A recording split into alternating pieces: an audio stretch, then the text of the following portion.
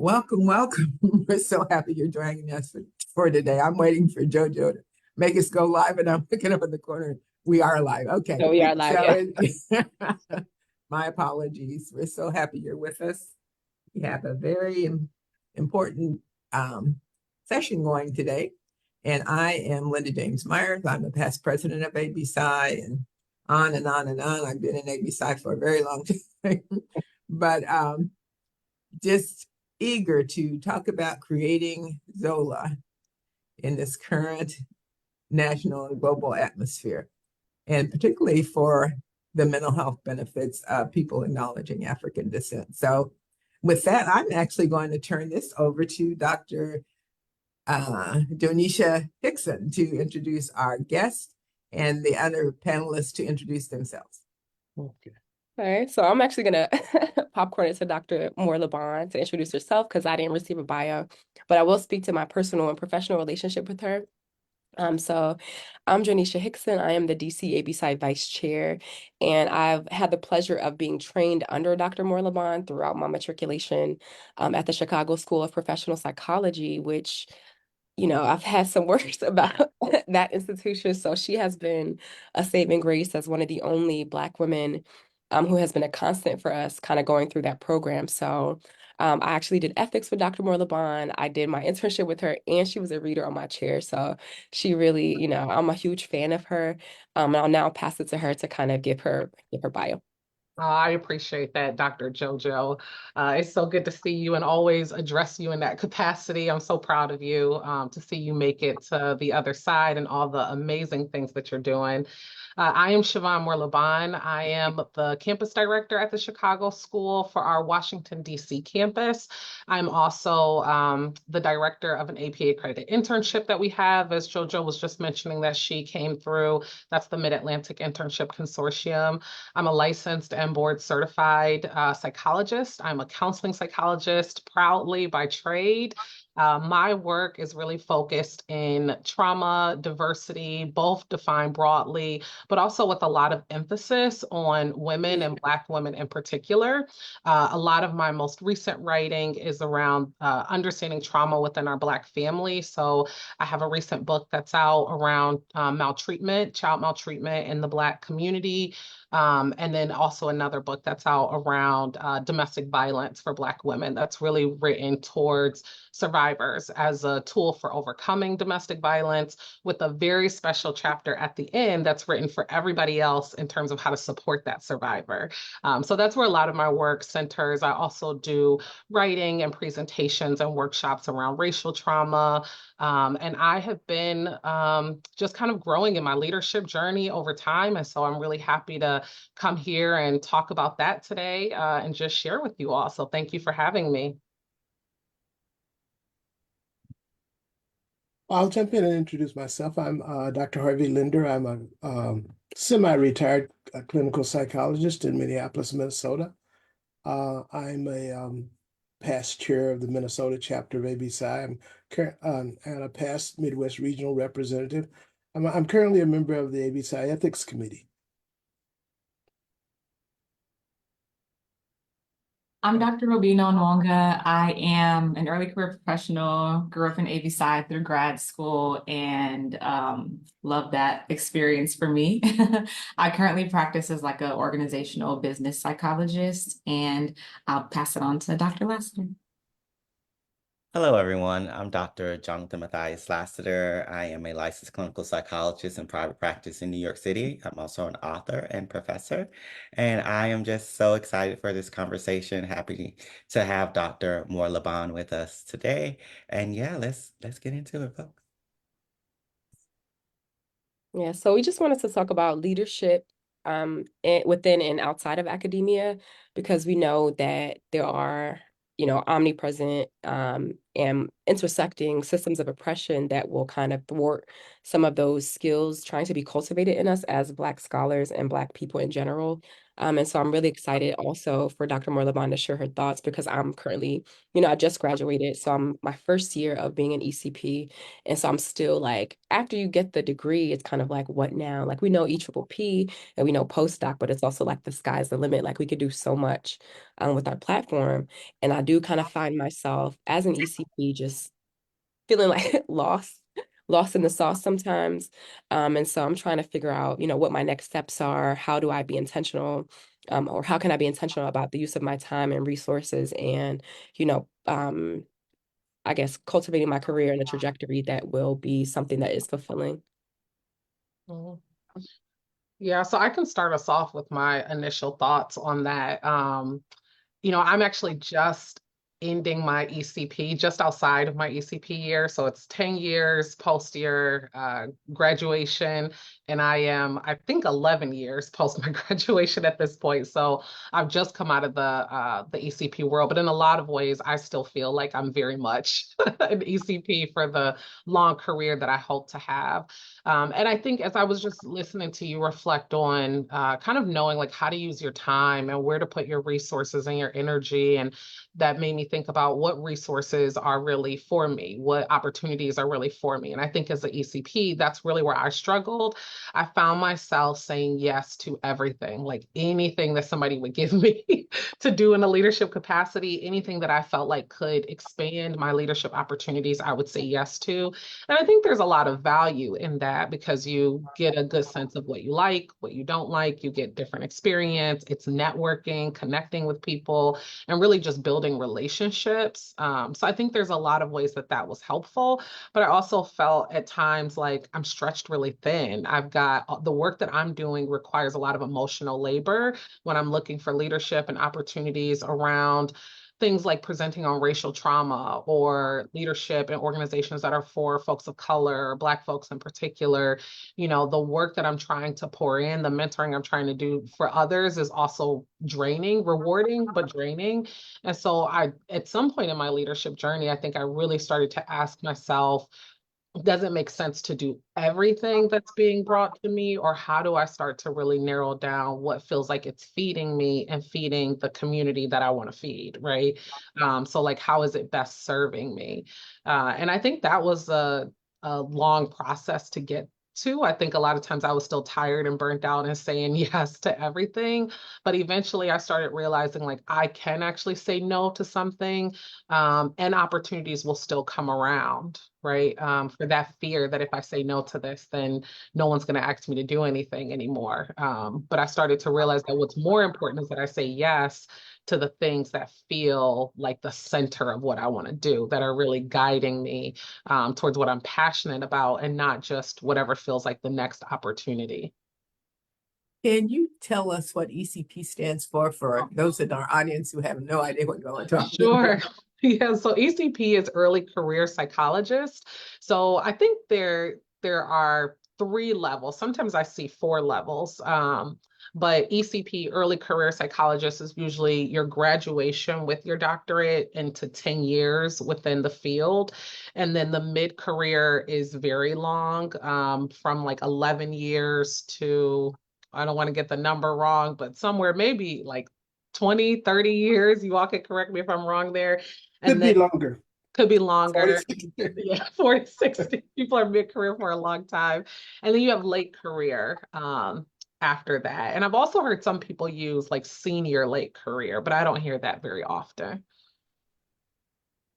And who's setting up those guidelines in terms of uh, early career, so many years? That's. Yeah, that's a really good question. So the American Psychological Association, APA, is one group that I know that uses it, and then the divisions within APA. And oftentimes it's tied to funding and it's tied to opportunity. So for a lot of divisions, like I'm heavily involved in Division 17, which is counseling psychology. I'm also in other divisions, but I'm the past president of Division 17, so I'm most heavily involved with that one. So when we give out like scholarships or funding to go to a convention, or awards for people's dissertation or their research or their practice or so forth, both as a student and professional graduate awards. We do that oftentimes based on career status so that our younger career folks, the earlier career folks, have the opportunity to really get awarded based off the time and merit of what they've been able to do versus some of our more seniored psychologists that have many more years on them. And then you also have opportunities when it comes to being on committees or executive boards or things like that, where people are really intentional to try to create spaces for early career psychologists so that we're, again, getting some of those earlier career voices to the table. So do you have any idea when these designations began? I don't. Mm-mm.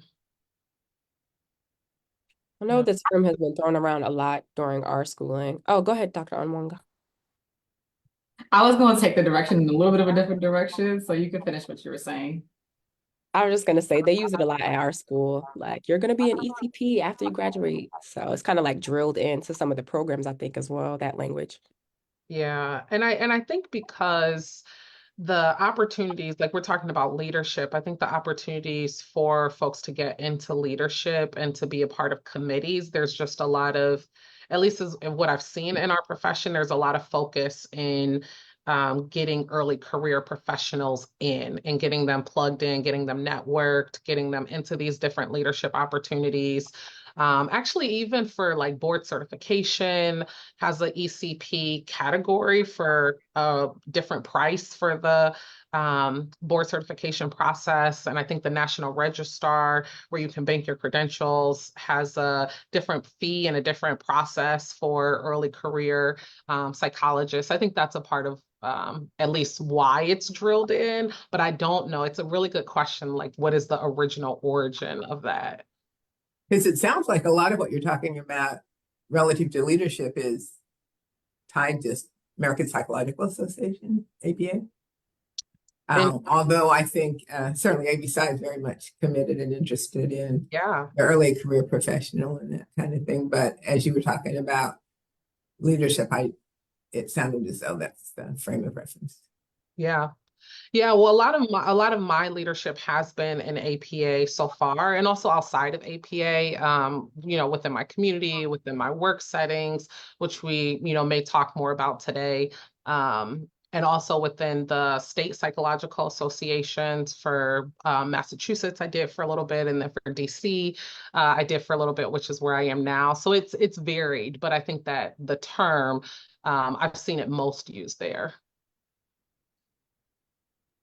I don't know, our conference is actually getting kicked off with a pre-convention series that is supposed to be targeting early career professionals, just, to give people more transparency on some of our members who have kind of started to take on that role after their graduation.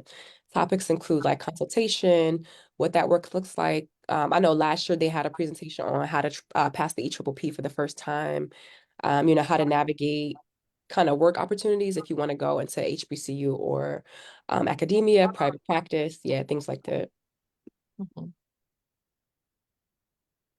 I'm curious, you mentioned something as you were talking, and I think Dr. Lassiter, you said something kind of like this, one of the last Creating ZOLA Mondays that we had about like the burnout aspect. And I'm just curious about, so like your process, Dr. Moore-Lobban, and for you too, Dr. Lassiter, if you have thoughts on it, just like when or how you started to, I don't know, organize your life in a way that seemed like you were starting to feel some relief after the intensity of grad school and then that initial like postdoc or whatever was right out of there. Like, yeah, any thoughts about that or even like wisdom?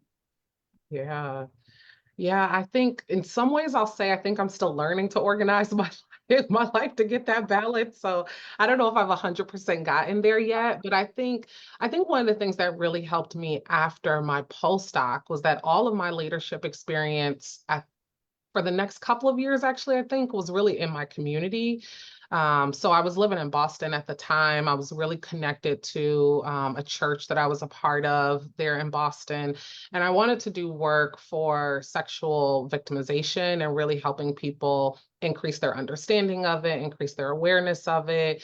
And for the church specifically that I was going to, and then eventually doing this programming with, for folks to figure out in a church space how to really cultivate a space for healing, even when we're talking about something like sexual trauma, and how clergy can really support survivors of sexual trauma. And so at that point, that's really where I was doing all of my leadership, all of my service. And I think that that actually felt like, even though again, it's a heavy topic, it's heavy weight to lift, it still felt like it was deeply connected to what I wanted to do. And it was in a space that was really meaningful to me. And I didn't do much else. I mean, I did, things that were taking care of myself, but I didn't do many other leadership opportunities. I really kind of narrowed into that for a while. And I think that allowed me some like reprieve after the grind and the work of giving all of my time to somebody else in graduate school and then in postdoc and doing all of what other people want me to focus on. I started to kind of figure out what are some things that I care about doing and investing my time in. What did you do your postdoc in? I did my postdoc at the VA in Boston. I was telling some of our colleagues earlier before we started the live Zoom, I was in the first class of LGBT fellows that were in the VA at that time. There were 7 of us nationwide. And so our focus was supporting any of our veterans that identified within the LGBT community. And then we were placed in a clinic that was also connected to our kind of clinical area. So mine is trauma. So I did that role within the trauma clinic. So how did you become interested in sexual trauma? Well, really early on in my master's program, I think it was, I started working with my chair and academic advisor, and just talking about like what are the areas that I felt passionate about. Trauma has just always been that area, really identifying the areas of vulnerability in people's lives where I think they just need the most support. And so sexual trauma was something that came up as a part of that. And then I started volunteering. It's a little bit of a side of psychology. I started volunteering for, I don't remember exactly what it was called, but it's like almost like a rape crisis center, but it was in the university that I was in at that time, which was Michigan State University. And one of the options that you could do would be like a hotline volunteer, or you could do medical advocacy. And so I did both, but I really did more of medical advocacy. And so with medical advocacy, you would get like a pager. I don't think they probably use pagers at this point, but at that time, we would get a pager. And if someone were assaulted and they presented to the hospital, like to the ER, then the sexual assault nurse examiner, which was called a SANE nurse for short, would page this pager, and we would come out to the hospital and sit with the survivor during their rape exam, and just provide that support, and get them connected in terms of the next steps. And that just really resonated with me. I think just being there at that point for anybody in their life just felt like this is really what, almost like I just felt called to do that. I think there's a part of calling in this work. So that was really the beginning for me, like in my master's program. And the more that I did and the more that I learned and read and researched and engaged in my clinical practice, it just felt like this is where I'm called to. And that's expanded in the years into domestic and interpersonal violence, which is also where a lot of my writing is at this point for Black women in particular. But I would say that was the beginning. Yeah. It's such amazing work that you're doing. And as I listen to you, I do like this is it requires a lot of energy, right? And so it made me think about, I want to address Dr. Onwanga's question about burnout. I think we're probably similar cohorts, probably a year or two apart in that I graduated with my doctorate in 2014, so I'm coming up on my 10 year. And there is this, I know personally, it sounds like, maybe we had similar experience. There was this push to be a leader, be a leader, be a leader. And I did I did a postdoc around grant writing, HIV prevention, grant writing out at UCSF. And one of the things I remember someone was like, so do you want to go into administration? And I was like, I have no desire to go into administration. But it's these sorts of things, right, that people are like pushing you up. And I think it's in with good intention a lot, especially when Black women, I think get that a lot for good and bad, right? Because I think again, some folks see Black women unintentionally as this sort of mammy savior figure and put folks, put them up into that role. And I think my experience with the Black women in my personal life, who are my friends, because they genuinely have a desire to help their community, sometimes they take on more than, and so I feel like for me though, I don't necessarily have a desire to be a leader. And so I don't necessarily feel the push in that same way. And what I mean by that is that I see the work that I do, and get to your question about burnout, how I protect myself from that. It's more intellectual and thought. So like I'm going to write it down. I'm going to write the book. I'm going to write the article. I'm going to have one-on-one conversations. I may come in and be a consultant for an organization in my community, but don't ask me to be on the board. Don't ask me to take on any leadership because that's not for me, right? And I think we need to normalize it being okay that we all don't go into leadership positions or have to be the leader or have that role that's out in the front, because I do think there is a push.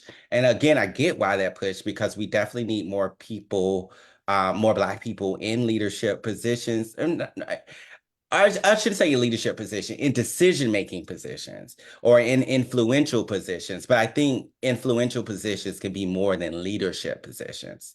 And for me, I think I definitely am invested in being influential, but I'm not necessarily invested in being the leader or in a leadership position, if that makes sense.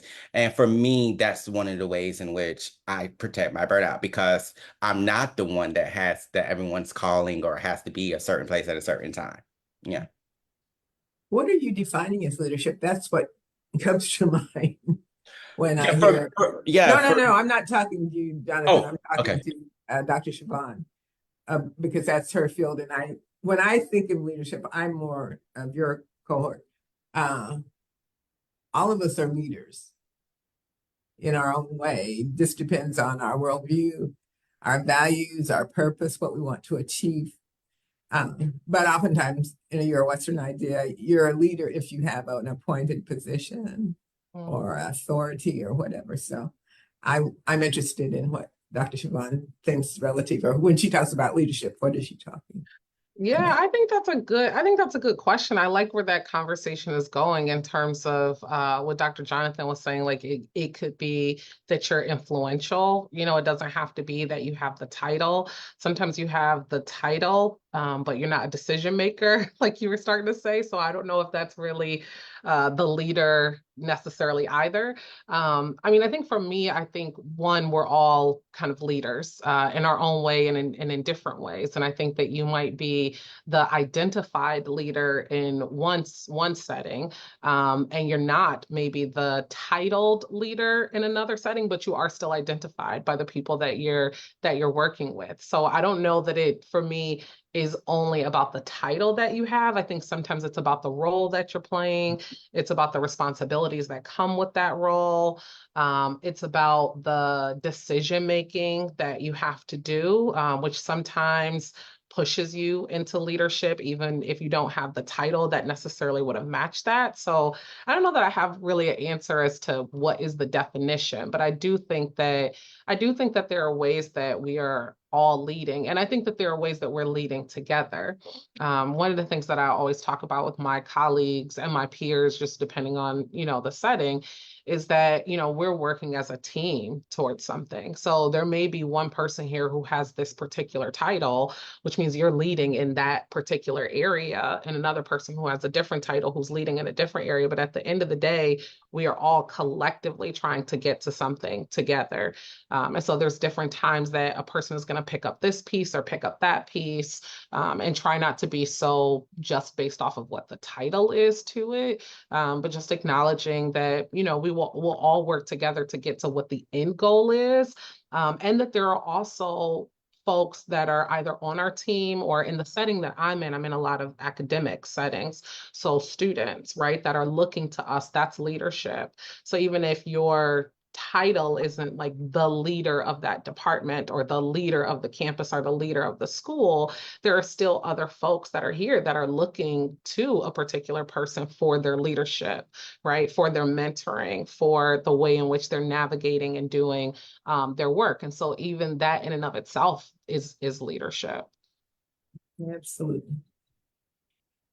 One of the things that I do not envy at all about leadership and that comes to mind is like, and I used to be one of the, our institution, my graduate institution was a host institution for the Division of Counseling Psychology Student Leadership. SAS. SAS. Yeah. When I was a student. And so that was like a way for me to also just have like an assistantship, but be able to, connect with other students across the nation who were within the field. And something that I saw this before, but I feel like within that position and other positions where I was like an appointed leader, I find that there's a lot of moments that come when I have a very strong perspective about something and how it should be carried out, or maybe not even how it should be carried out, but what the outcome should be and what the decision should be. And at times that is in direct competition or opposition with whatever the larger system goals are. And so I'm just curious about, to you and to any of the other psychologists, about how you navigate those moments. I know within departments, that's also probably a thing. Like academia has so much political energy that comes with it. And oftentimes, like as Black folks, I feel like our interests are never actually at the top of the priority list, if ever actually listened to in the ways that we would expect them to be. So I wonder how, you all navigate those moments. I think, like Dr. Moore-Lobban was saying, I've been quote unquote an appointed leader in many of the student spaces that I've had to navigate, just because, like she mentioned before, which is very African centered, I do feel a call to, not be silent. I feel like, of course, we all know that to be silent sometimes can mean to be complicit with the oppression. And I just felt like that was not something that I could that didn't sit well with my spirit, despite other people maybe having the same feelings, but maybe measuring the cost of their speaking up as more than them speaking up. So I think that looks like finding your own voice and finding your village, to find people to say that no, like you're not tripping, like this is actually happening. And because I'm the type of person, like we all are as African psychologists, we don't want people behind us to go through similar traumas. So I feel like I found my power in thinking about those who might come after me. And that kind of propelled me to speak. Mm-hmm. Yeah, and I think I would just add to that, I think the collective power is really important there. Like we were talking a little bit about titles, and sometimes when you have a title, you have a different level of power, right? So when you're appointed to something as a student, even with the title, your student status still places you at a different position of power than the person who appointed you, at least. And then even like we're talking about early careers, when you're earlier in your career, however we define that, your power, even your influence sometimes feels different, less than those that are more seniored in the profession around you, or people that are supervising or overseeing you, or that are your bosses. And as you move up in career status and title and things, ideally, I think your power is supposed to be aligned with that, even though that's not always the case. But I think this piece of like finding the collective power no matter what, so that when you do stand up for the thing that's in opposition to the environment around you, when you do use your voice and say, you know, I disagree with that, or actually, this is the direction that I feel strongly that we should be moving in, or this is how I feel like it impacts my people. And I want you to I want you to hear it, even if you don't like it. When you do say those things, that you have your group around you that can help support you. And I think that is power too.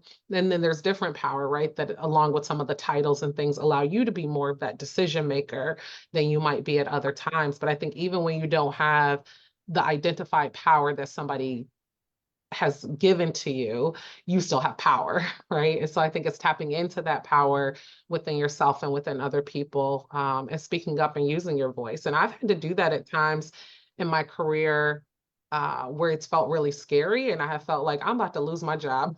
Like if I really tell them what I think about this, or if I really speak up about what I feel like I see here that is happening, I'm gonna lose my job. But like Dr. Jojo is saying, you know, there's a way that you're also thinking about the people that are coming behind you and the people that are working with you. And again, that collective group. And so sometimes it just feels like it's worth it and I'm going to do it. And I think maybe the last piece that I'll say about it is, in that process, I think what I had to find within myself was, I am powerful enough that I'm going to get whatever is coming to me. Like whatever that next job is, whatever that next opportunity is, whatever the thing is that I'm looking for and that I feel called to do, like if it's mine, it's mine. So I feel less worried about losing it, because I feel like I know more of my value of what I'm worth anyways. And if my surrounding institutions or organizations or whoever I'm working with don't value the thing that I'm bringing, then that is for them to lose, right? And for me to be able to gain somewhere else. So it sounds like the issue for Black people, or people acknowledging African ancestry in a white supremacist social culture, whose organizations are founded on those same values and beliefs and assumptions, is something different than other people have to go through and experience. And so one of the challenges, by the way, Shavonne, did you speak up and did you lose your job? I did speak up and I did not lose my job, actually. I think that's I did important not. because I Yeah, think oftentimes people fear, if I say what I want to say needs to be said, I'm at risk, but I'm totally with you. I can't afford not to. that's I right. really can't afford not to, because the people, the spirit forces, whatever you want to call it, who are behind me, they would really be upset if I just sat there trying to think, oh, I'm going to be quiet because I need this job. I may need this job. But I think another way to say the same thing you said is that my experience has been, if I stand on what's true, I don't have to worry. Mhm, Somehow the spirit comes through. And mhm. if I were to lose this job, I get a better one. Yeah. Or if someone's trying to take me down in this way, some forces come along and lift me up in another way. Mm. And oftentimes the people who are in leadership positions who are challenging us look like us. And that is probably the most painful Yeah, aspect. But it also is why we have to speak up no matter how the person in leadership looks, that's right. because there has to be something driving us, some values, some beliefs, some commitment to something greater than ourselves, to future generations, That's that right. is driving us to stand for what's just and Mhm, what's right. mhm. Yeah. Yeah. Uh, Go ahead. I was just gonna say I completely agree. It's making me think about something that one of my colleagues and I, she's also an academic, Black woman academic, and we were talking about needing to say things for our health. And I think sometimes in these spaces that are anti-Black, right, regardless of the phenotype of the person espousing the anti-Blackness, right, but in these spaces that are anti-Black in big and small ways, so many harmful things are said and done. And sometimes because of fear or apprehension, we don't speak up enough. And I definitely know that I've been guilty of that. But I think in the last 2 or 3 years, it's been like, no, I'm going to say this because I don't want to go to bed holding this because this is going to make me sick. We hear about too many Black people in predominantly white spaces dying of cancer and aneurysms and heart disease and all these things. That's stress, right, on us. And so for me, it's like I'm going to say what I'm going to say, and I'm going to say my piece, and then also let go of the outcome because I also know what history has shown me over and over again is that 9 times out of 10, they don't really care, right? I can give them all the facts and everything and make a beautiful case, and they just care about maintaining their power. And so it's not even, so when I'm speaking up, it's not even always because I'm like, and I got to make the perfect case so this would change. It's like, I got to speak up because this is the right thing to do. And I need to be able to sleep at night. Mhm. Mhm. Absolutely. Yeah.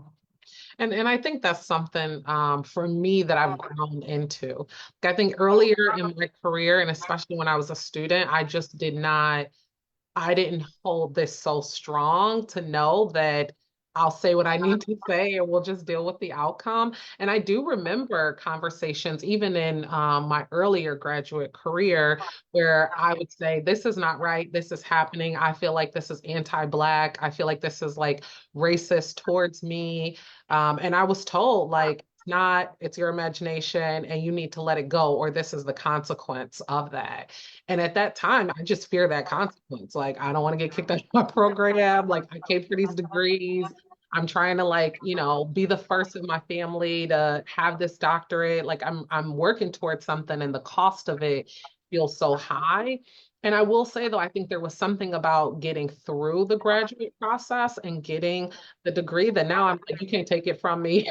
It is mine. And now I feel like if you fire me, I'll get this other job. And all the things about, like, I have to protect what is most important to me, which is my peace, my health, my sanity, and my people, right? In a way that I think earlier in my graduate time just felt way scarier, to be honest, than it feels now. When I think about like my oh sorry, Dr. Linder, I just have a really quick comment. When I think about my like speaking up about things that, don't sit right with my spirit, I always think about Audre Lorde, her paper, A Burst of Light. In that paper, she talks about, or she says a quote that I carry with me everywhere, and it's that your silence will not protect you. And I was like, that is so true. Like Dr. Lassiter said, if I don't speak up, I'm going to be carrying this in my body. Like I'm going to be the one bearing this burden. Like these people don't care for the most part. Like this is just their day to day. As opposed to us, this is like a cumulative impact that's happening every single day, unfortunately. And so I kind of carry that with me now. Like if I don't speak, I'm still going to suffer. If I speak, I might suffer, but I might also, this might benefit myself and those after me. And if not myself, then hopefully those after me. So I was going to say that, you know, if you speak up and you lose your job, then that wasn't your job to have anyway. I mean, it's like um, if they were going to come after you because of what you said, they would have found another way to come after you had you not said it. So, it took some of us a long career to actually learn that, you're better to be driven by principles than trying to be, driven by the politics of what's going on in the organization around you. And leadership is a responsibility. It's not a status. It's not a privilege. It's like you're there, as Dr. Lassiter said, to figure out how you can make change. Or how you can be a part of making change in collaboration with others. And so that's what you try to do. And as Dr. Moore-Lobban was saying, if you lose that job, someone's going to recognize the character that you have, and there's going to be another job for you.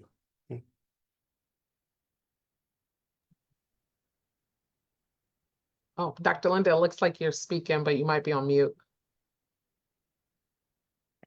You're still on mute.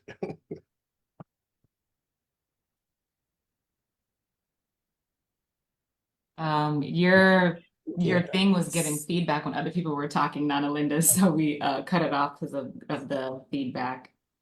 So the challenge, I think, is after graduate school and once you're in your career, particularly if you're in an academic position, is doing work Mhm. that is meaningful to your community and the people you care most about, or humanity for that matter, and putting yourself at risk. And my experience has been, even with an appointment in Africana Studies, it wasn't the psych department that went after me. They sent the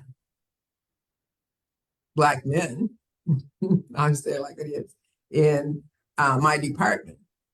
And I know in two specific situations, I was saved by something forces greater than those within the institution.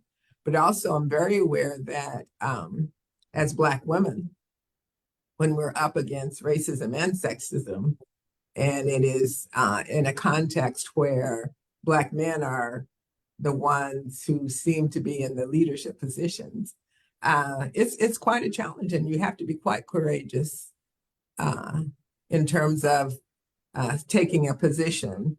And it doesn't have to be in the context of just speaking up per se in terms of policy or what's going on. It can be in terms of putting forth a perspective, a research idea, whatever that is you believe is essential to the healing of humanity.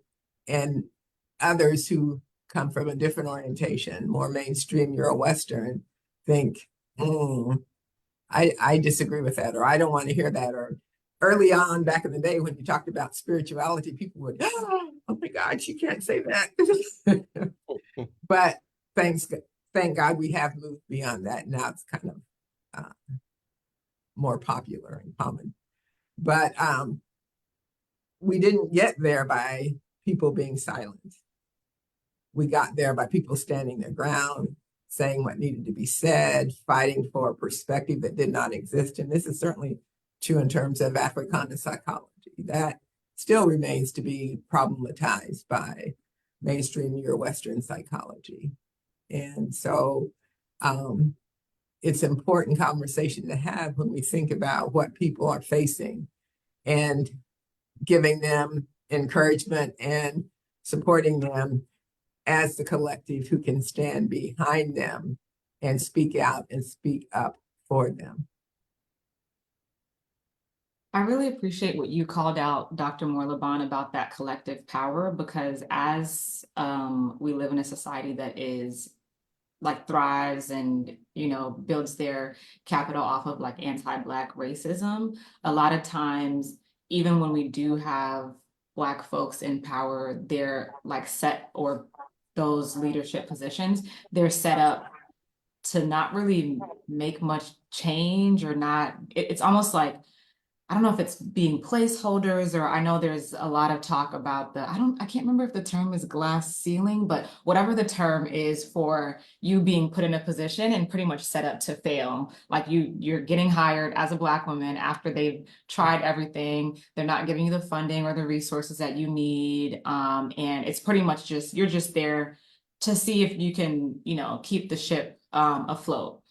Yeah, like Dr. Lassiter, Black faces in high places won't save us. And I think that the collective power that you mentioned is very important for that reason, because as Black folks who sometimes we can feel helpless when we're not in those positions in whatever communities we're referring to, whether it's like at our grassroots level, or even if we're thinking about the fact that we have a Black woman vice president, and people were so hopeful about what could come from that. It's like those things, or those people in those places, is not going to be the solution to hundreds of years of systemic issues and problems that have been created. And so I think now more than ever, I'm feeling like, and I'm hoping that people are seeing that we need to, at the individual and like smaller group levels and grassroots levels really like wake up and start doing more of what we can, because we can't count on people in different offices to do all that stuff for us, and for us to be able to in some ways like hold compassion and like active support for the Black people who are actually conscious and are really trying to work against the system in their positions to make the changes that we need to see. But it just, I think just thinking about it just feels so hard, because there's not many times where I've seen Black folks get into leadership positions and then for us to be able to see the change that we want. And oftentimes what I hear is they're working against forces that are insurmountable. Mhm. Yes, to all of that. As you were talking, I was thinking about sometimes Black folks are put in position just because you need a Black person in that position. Like it's the appearance of it, it's the image of it. It allows for different companies to say we have, a focus on DEI and look how diverse, our staff is, or our leadership team, or so forth. That sometimes that's really the case. That sometimes, folks are put into leadership position and there's no resources and support behind what they're doing. And so in that way, it really can be a setup for failure. And I think specific to being a Black woman, I have experienced being given the opportunity, so it's presented to be in a leadership position, which really sometimes has just meant like do all the work do all the work, very little resources, very little support, and an expectation that you can do all of it, right? And I've watched where after leaving a role, a white person has come into that role and they have triple the amount of support that I had, triple the amount of resources that I had, with statements of like, oh, no one person could do this job. And it's like, what? Where was that when I was the one person doing the job? Right. So I think that there are really times where, Black folks, other people of color, folks with marginalized backgrounds are being put into leadership for show without the support and resources behind it. And that is it is hard for the community. It is really hard for that person. And it can really be shattering sometimes. Like it's like heartbreaking to work really hard to feel like, okay, I've got this job that I wanted, or I've got this position or title or whatever that I'm looking for in my leadership. And now it's actually this. And I think just taking us back to that point about why, leadership isn't just the title that you have, but there are lots of ways that in all the things that we do, that we are leaders, and being validated in who we really are versus what the title of that is. It's because of this, right? It's because sometimes you're set up here, and it's a setup for failure, or maybe it's not always intended to be a setup for failure, but without any resources or support, what else could it be? So yeah. One of the things we fail to realize sometimes is the system is working for the people who designed it. And we kind of fall into the trap of deluding ourselves to think, oh, this isn't working. No, it's working quite well. In fact, it's worked so well since chattel enslavement, caste chattel enslavement. The captors have been very clear about how to control the people they seek to oppress. And they've been very clear. What you do is you identify who among them will do your bidding. You reward them nicely. You have them oversee the others. Over time, there will be a crabs in the barrel. Everybody wants to be the overseer, the one rewarded with the better diet, clothing, fooding, shelter. That system, instituted during chattel enslavement, has worked so well, hasn't changed. And we sometimes think, oh my gosh, if we can get in leadership position, then we can make a difference.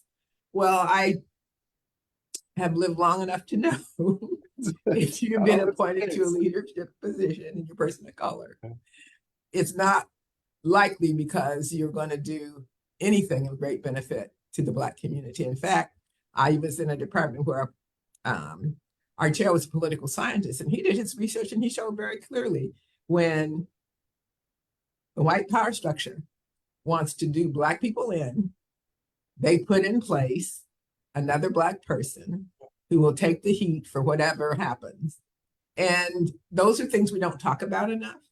but psychologically, they're very damaging on every level, not the least of which is the weathering on our own personal health and sustainability of our well-being. But I think we shy away from looking at the history, in part possibly because we've been denied access to the truth of it. But at some point, we have to trust that those who came before us, particularly we've had some brilliant prophetic scholars like Carter G. Woodson or others who've said very clearly what we can anticipate would happen. Even if so many of us become so highly educated, it will be of no benefit to the masses. In fact, it could be the worst thing that could happen. And as psychologists, I think we have an obligation to raise some of those kinds of concerns and issues. Because otherwise, I think we're doing a disservice to the people who are going through virtually the same thing in a different place and time, a different space and time.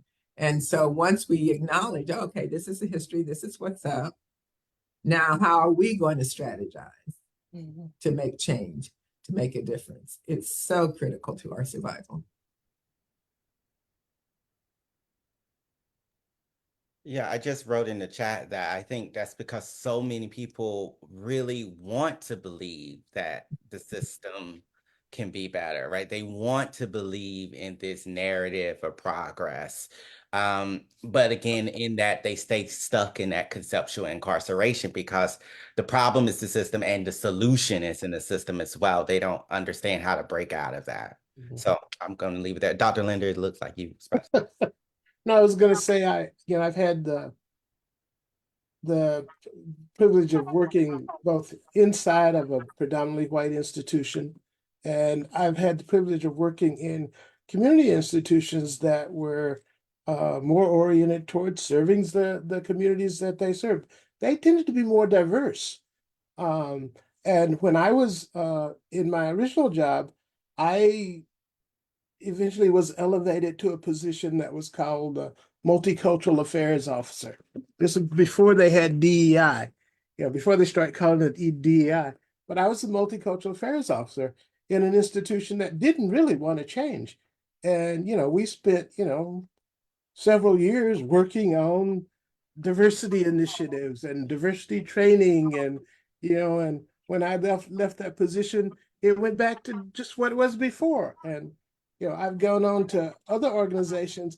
The other organizations that I worked in, the organizations that I've worked in that have been the most diverse, none of them ever had anything that remotely resembled a DEI initiative because they didn't need it. Because they understood that you need to have people who reflect the people that you're trying to serve. And they did it, by their nature. And they didn't have some sort of artificial initiative to try to accomplish that. And the people who did have those artificial initiatives, they just spin their wheels year after year, coming up with different programs that don't really change anything. So I've become kind of cynic about it. Do we have any comments or questions from our audience to share? Yeah, so up to this point, it's been a lot of comments, folks resonating with the perspectives that you all are sharing and also finding that it's similarly difficult for them. And then there's a question here that I just posted. What's the best way to address it when working in the system? Seems like understanding exactly what it is a start.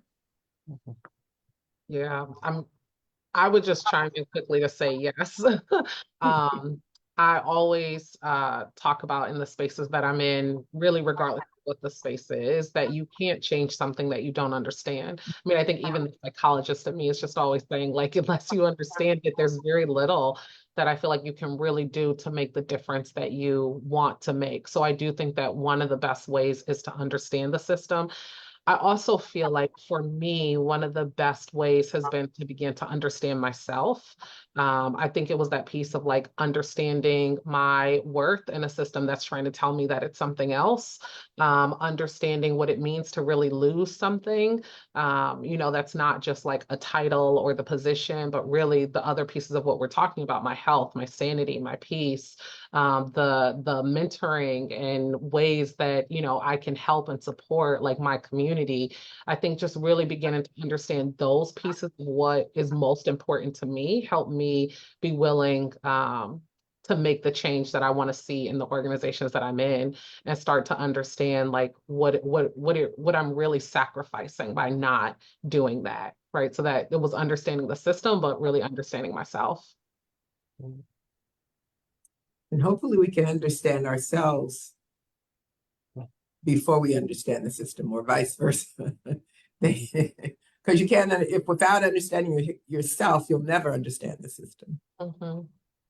And so we have to, and I think that's one of the things we can be proud about as Black psychologists committed to the health and sustainable well-being of people of color, is that, and humanity in general, that we can bring that kind of insight and wisdom to the fore, so people can not only be aware, but can understand what's going on, and then be in a position to almost inoculate themselves. It's so painful to hear about the weathering that we experience as we internalize oppression. And it's not necessary, because the system's probably not going to change, but we don't even have time to worry about if it's going to change when or how. We need to inoculate ourselves so that we don't get weathered and worried by a system that is been functioning like it always has from the beginning, and probably, as we can see today with what's going on in the world and in this country in particular, relative to racism and white supremacy and economic inequity and health challenges, all of that has been in place for a very long time. Now, how do we move through a social context that is so troubled and stay healthy, or become healthy, and also be a warrior or a nation builder or an elder or whatever, moving the collective forward and moving with the collective as we go forward. Any last comments before we close out today? I would like to just piggyback on what you were saying about changing the system and beginning with changing yourself. It really is true that all knowledge begins with self-knowledge. And if we want to change the world that we live in, it's not going to be an issue of equity and inclusion. We don't need to become equal to the people who have been oppressing the world for the last 3,000 years. And we're not asking to be included with a seat at their table. What needs to happen is a transformation, and that transformation is going to come from a transformation of ourselves, that we then share that transformation with others and begin to transform the systems that we live in. So true. To add, sorry, Nana Linda. I know I'm off camera because I feel like I'm so sick. But I think, I wonder if there are any intergenerational differences among our approach, because I'm completely like, everything must go. Like, these systems cannot be transformed in my eyes. I feel like I err towards the side of building our own institutions, like we are doing with the Association of Black Psychologists, and continuing to, promote our thinking and our ideologies, which our people, they feel at home with when we do share, and they have a lot of gratitude, myself included, because it's like, this is something that resonates with me, and not, all this other Western stuff that I've been taught and like told to regurgitate to my people. Absolutely true. It's not coincidence that we see the people standing for truth in a larger national context and trying to hold the people in leadership accountable are Black people. Every last one who's stood and brought to bear the legal system to hold people accountable has been a person of African ancestry. That's not coincidence. Now we just need to go further and not worry about changing the system, but I think be alerted if there is to be change toward health, it has to be our own system. It has to be created by us, for us, with us, because we are indeed the mothers and fathers of all human culture and civilization. Thank you so much for joining us. We'll look forward to the next time, and until the next time, peace and blessings.